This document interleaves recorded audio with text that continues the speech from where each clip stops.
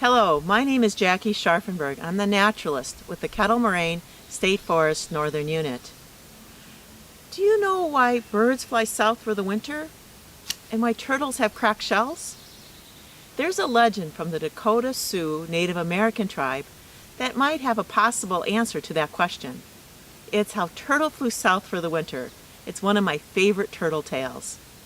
Afterwards, we'll explore for the truth behind that story to learn what turtles need in order to survive. So you ready? It was the fall of the year and Turtle was out for a walk. And he looked up in the trees and he saw all the birds gathering there. "Hey, what you doing?" "Don't you know?" the birds asked. "We're getting ready to fly south. That's where summer keeps the warm temperatures and lots of food." As soon as they mentioned food, Turtle was excited. "Can I come along?" "Silly Turtle," said the birds. "You can't come along. You can't fly." Well, Turtle kept pestering the birds, and finally, just to get them to be quiet, they did figure out a way. They told Turtle that he had to hold on to the stick with his mouth, while two big birds grabbed either side of that stick to carry him south.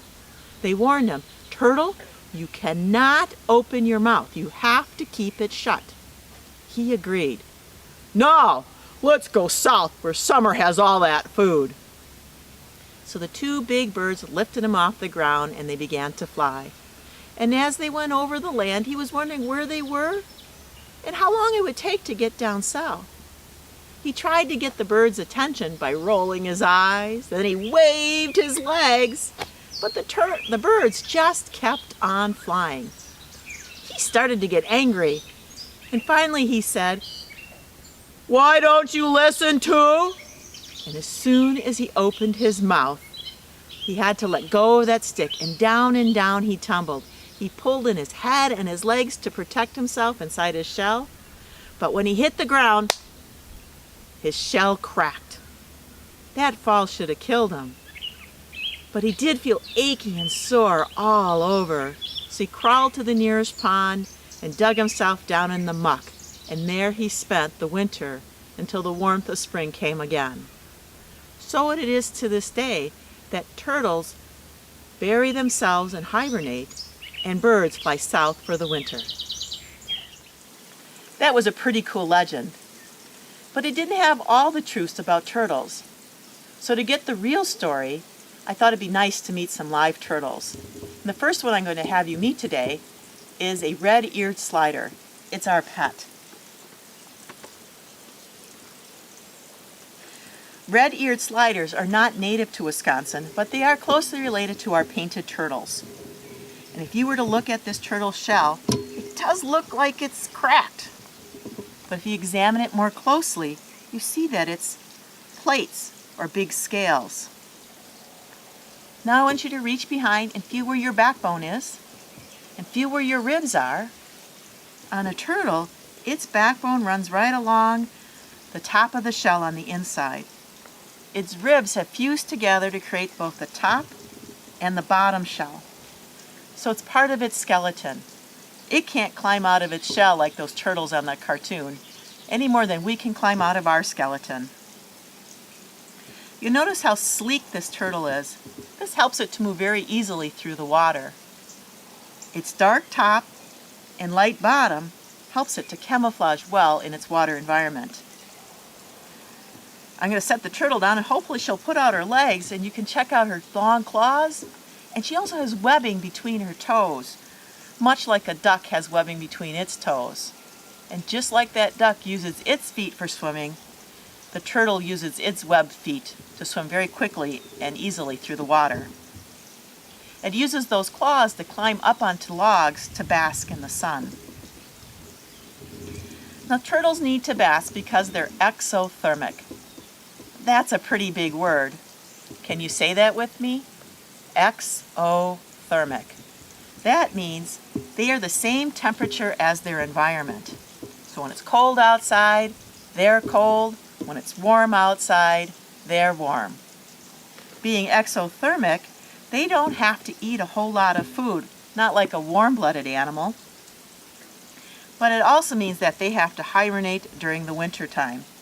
So water turtles will bury themselves into the muck under a pond or a lake and sleep there until the warm weather of spring. Now I want you to check out that beak on this turtle. It's very much like a beak on a bird, but it's very tough and strong. And it eats all sorts of different kinds of food. That means it's an omnivore. Oh no, another big word. Can you say that one with me? Omnivore. This water turtle's diet includes water plants, water insects, minnows, and all kinds of other water creatures. Now, I have another turtle I'd like you to meet. It's much smaller than our red-eared slider. This is one of our native paint turtles. It probably hatched out last year or maybe even this spring.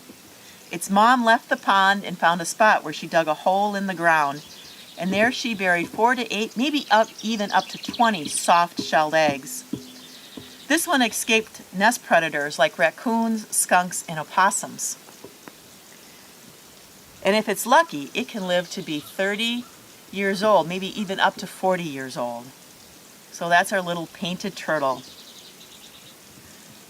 I have one last turtle I would like you to meet, and this turtle lives on the land.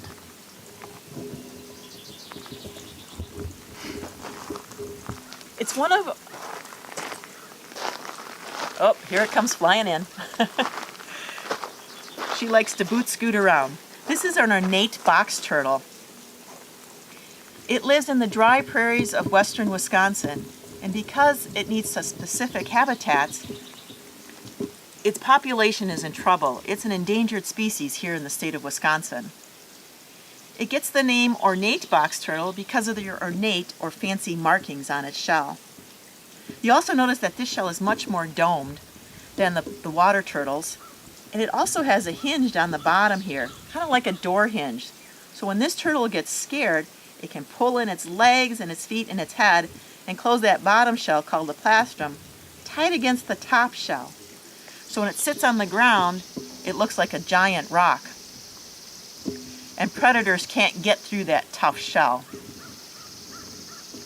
This turtle has no webbing, so it can't swim, but it uses those claws, as you can see, to move along actually pretty quickly.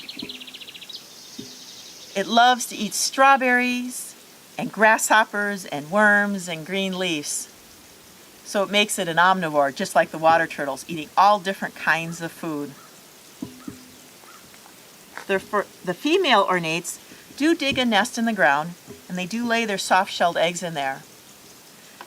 These turtles will hatch out, and if they're lucky, they can live to be 30 to 40 years old, and some have even lived as much as 50 years old.